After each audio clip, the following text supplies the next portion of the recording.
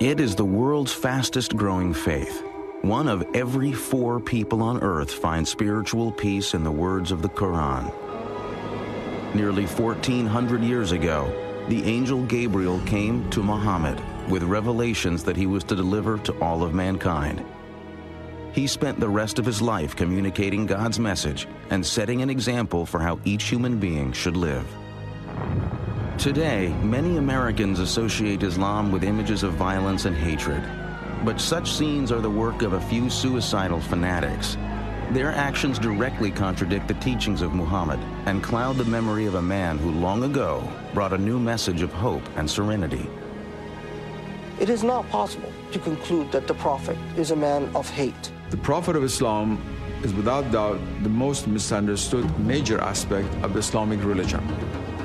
Who was this man who founded Islam and brought spiritual comfort to so many? Muhammad is often thought to be worshipped as Jesus is worshipped by Christians. This is absolutely and categorically not the case. He was an ordinary human being with the same emotions, the same fears, the same insecurities that we live with. Today, Muhammad's words of tolerance and peace offer many the same guidance as they have for centuries. God's messenger, the Prophet Muhammad.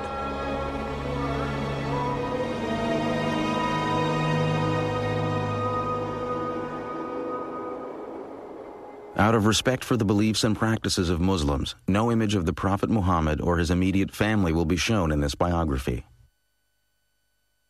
Allahu Akbar, Allah. 5 times each day, over 1.5 billion people turn toward the ancient city of Mecca and offer their prayers to Allah. From New York to Indonesia, from Nigeria to the steppes of Central Asia, Muslims repeat the words first learned 1,400 years ago from the lips of a humble merchant and gentle teacher named Muhammad. There was a time when he was very poor and he had only 1 blanket and he needed it, but there was a cat sleeping on the blanket. So he tore that part out, which was under the cat, because he did not want to disturb the cat, and he took the rest of the blanket and went away. The life of Muhammad ibn Abdullah began in 570 of the Common Era. He was born in Mecca, a thriving trading community in the land that is today Saudi Arabia. No one could have known that the life of this child would become the foundation of a religion that would one day change history.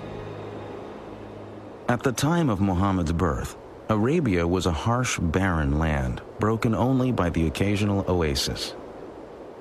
The Arabs who lived in this demanding world migrated from site to site, struggling to live off their flocks in the harsh desert. To survive in such a place, Arabs depended on the support of their tribe. The tribe protected them from harm, not only from the desert, but also from the endless raids and vendettas launched by other tribes. Social life in pre-Islamic Arabia was grim, and Muhammad was born into a time of violence, turmoil, and despair, not unlike our own. The basic structure of social organization was the tribe. But the desert nomads also depended on other Arabs who had gradually built small cities where they engaged in commerce. The most prosperous of these cities was Mecca, home to the young Muhammad. Muhammad was a member of a tribe called the Quraysh, who had left the nomadic life and become prosperous as caravan traders. Muhammad had been raised an orphan. By the time he was 8, he was under the care of an uncle who was head of one clan of the Quraysh tribe. As the primary tribe of Mecca, the Quraysh were also the keepers of the Arabs' holiest religious shrine, the Kaaba. Although a deity known as Allah was recognized, many other gods and goddesses were also worshipped at the ancient Kaaba. Arabs prayed to over 300 idols that stood in and around the sacred cube-shaped structure. It had a very important social and political consequence because it was a holy place and all violence was forbidden in a 30-mile radius around the Kaaba. Trading had brought wealth to Mecca. But jealousy and constant feuds were breaking down the old tribal system. The rich were ignoring the poor. Some felt that the old Arab religion needed change. Jews and Christians had had their prophets of reform. Just as Moses and Jesus had provided inspiration and renewal, many in Mecca now longed for a new spiritual revitalization. Muhammad had become a caravan manager in his native city, leading trading trips as far away as the land that is today Syria. But he was also aware that the old values of charity and community were breaking down in Mecca. Muhammad was deeply respectful of the religion of his ancestors. He was a frequent visitor to the Kaaba and attempted to lead a life of fairness and respect for all.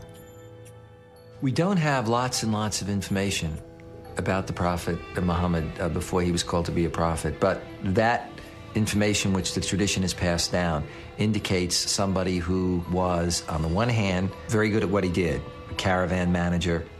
His nickname, among other things, was Al-Amin, the trustworthy person. He was very soon known as the righteous one because he was known for being a fair kind of man, a man who was concerned with social issues. As well as somebody who was efficient. He was seen as somebody who had strong leadership qualities. He was good-looking. He had a piercing eyes that seemed to go into people's souls, a smile. He sometimes looked sad. And a very sort of distinctive way of walking. In the year 595, Muhammad was hired by a wealthy woman of Mecca named Khadijah to organize and guide a caravan for her. He accepted and returned with a handsome profit. The trip would begin a new life for Muhammad and Khadijah. He was an international business executive whose boss was a woman, and he was obviously very eligible, and she proposed to him directly. Khadijah, in many ways, is an interesting historical figure. She's a self-made woman who decided to propose to Muhammad, who was not a prophet at that time. He was, reports say, 15 years her junior. They apparently had a very loving relationship. Muhammad and Khadijah had 5 daughters. Muhammad was an adoring father, and throughout his life displayed affection for all children. Although the clan headed by his uncle had little prestige among the Quraysh, Muhammad's reputation in Mecca continued to grow. He was known for his kindness to slaves, his charity to the poor, and his fairness in dealing with all. Each year during Ramadan, the 9th month of the lunar year, Muhammad sought out the mountains surrounding Mecca as a place where he could refresh himself in solitude and prayer. In the year 610, at the age of 40, the humble business manager and family man took himself on one of these retreats to a mountain cave.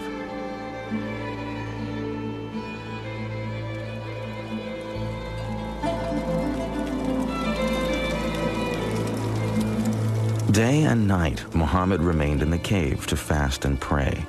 One night, as flames danced on the darkened cave walls, Muhammad's life changed forever. Suddenly, an angel in the form of a man appeared and commanded him, "Proclaim." Muhammad was terrified and confused and said he had nothing to proclaim.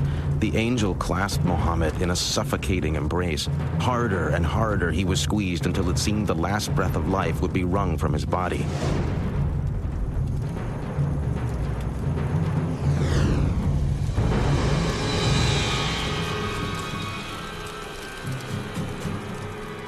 Proclaim in the name of thy Lord who created man from a clot of blood. Proclaim, and thy Lord is most bountiful. Muhammad was terrified and ran from the cave. He was sure something awful was happening to him, but as he scrambled over the mountainside, the angel returned and spoke again. O Muhammad, thou art the messenger of God, and I am Gabriel.